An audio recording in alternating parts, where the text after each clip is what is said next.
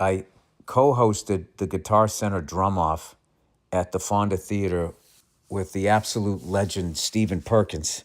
And of course, I was the side man. I let him lead the way. I mean, it's a drum night.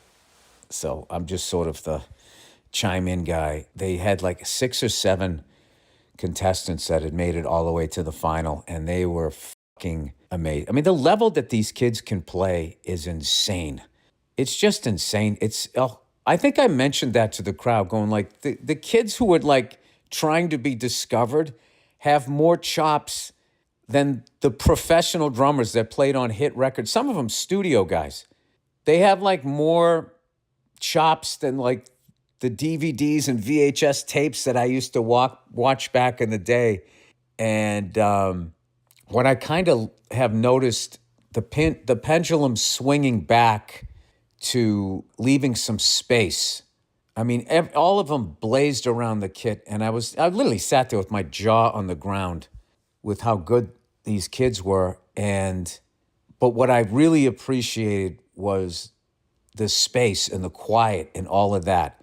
And I was kind of joking with a buddy of mine there that, like, for a while there, when sort of the amazing knowledge that was available at your fingertips on the internet, like the initial way that was digested was everybody was just trying to play the craziest, fastest licks strung all together. And like I was comparing some of those drum solos to like a sleeve tattoo.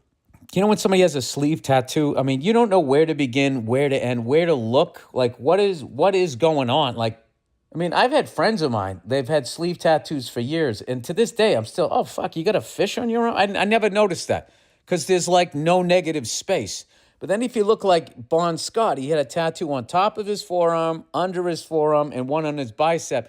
And with all the negative space of the rest of his skin framing it, you could take in the beauty of the art, And I feel like with drum solos for a while, it was like the sleeve tattoo was just like, it was just like, I don't know. And it's like, it's amazing, but like, I don't know what you're saying. And what I've liked is the pendulum is coming back. And I feel like hopefully it's going to come back to themes and phrases and peaks and valleys. That's what I saw this year. And I don't want to ruin it, but like, it was just a great collection of incredible young drummers from all different backgrounds.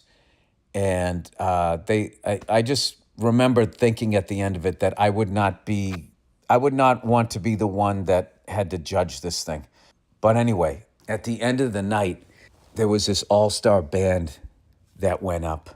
They went up after Rival Sons. And oh my God, Rival Sons was fucking unbelievable.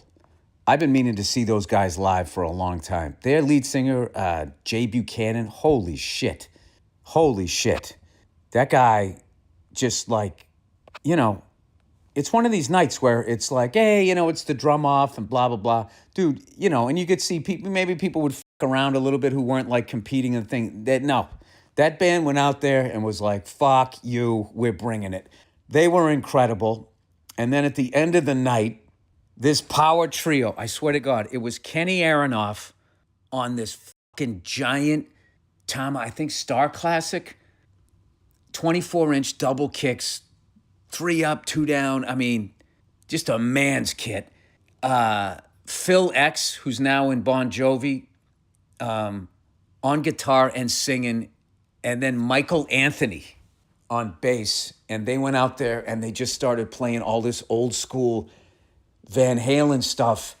Michael Anthony is just still one of the greatest voices ever, and he's absolutely crushing it on bass. Kenny's killing it.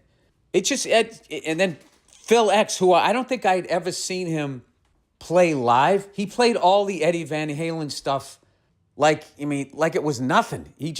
They were so unfucking believable, bringing like the night to an end. And they played one of my favorite Van Halen songs ever because of the guitar, the drums, the bass, and the singing is I'm the One. They played that. And I was standing on the side of the stage. I was on Michael Anthony's side. And the one time, unfortunately, I did get to see Van Halen, he wasn't in the band anymore. So I had never seen him play live. So I saw Eddie, I saw David Lee, I saw Alex, I saw Wolf, I saw all of them, but I never saw Michael Anthony. So, like, I got to see him and I met him briefly backstage. Absolute sweetheart of a guy, totally self-deprecating. As I'm going like, no, dude, you don't understand. You made my childhood happier. I fucking love you. And he was just like, whatever. He was just, just thanks, Holy shit. Holy shit. And it was just so much fun. Thank you to Dave Kushner for putting the whole thing together. And I got so inspired to go home and play and figure out some stuff. And I don't know, it's just music is the best. It's just the best. So, and that was just such a funny gig. Like when you like host something like that, it's all going to be off the top of your head. But like Stephen Perkins is like the nicest, like happiest dude. Like whenever you see him playing, he's always smiling. That's literally his vibe. Like the guy is just, I don't know. He gets life, man. The dude is in like a good mood, man. So he was like, it was fun playing off of him, and he's funny and everything. So, and then also all the judges were all these drummers that I look up to, like Trey Cool and Dave Elitch, friend of mine too. The Pocket Queen, I finally got to meet her after all these years of following her and watching her career. Adrian Young.